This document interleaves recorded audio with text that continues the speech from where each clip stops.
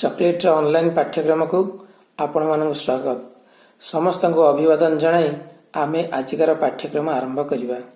आज आलोच्य विषय है गणित एवं आज आम संख्या परिचय उपर आलोचना करिबा।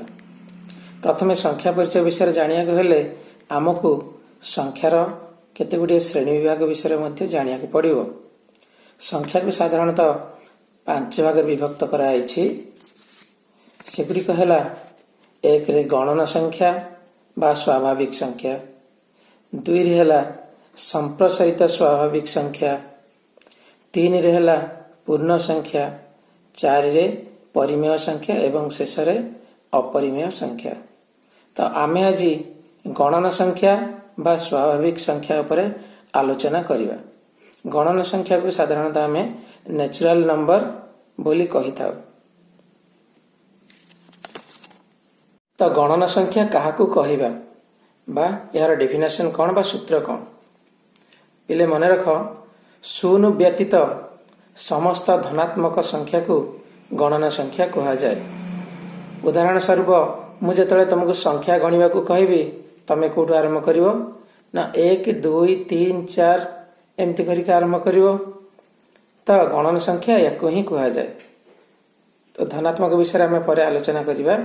वर्तमान आम एति जानिबे जे गणना संख्यार आरंभ बा आद्य होची 1 किंतु यार प्रांत बा शेष नाही, यह असंख्य। वर्तमान गणना संख्यार लेखन बा उपस्थापन प्रणाली पर आम आलोचना करिबा।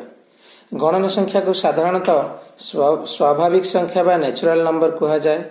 यहाकू मध्य n सेट द्वारा प्रतिपादन करा जाए। अर्थात आमे जो गणना संख्या कहूचु 1 2 3 4 5 6 एमती केते हो यार तो सरंती नाही, यह असरंती। एही यह गोटे जदि सेट हुए एही सेट को आमे n रे नामकरण करिछु। n अर्थात नेचुरल नंबर। तेणु नेचुरल नंबर रो सेट गुड़िकर उपादान गुड़िक हेले 1 2 3 4 एमती है कि असंख्य। आमे मध्य गणना संख्या को संख्या रेखा रे दर्शाई पारिबा।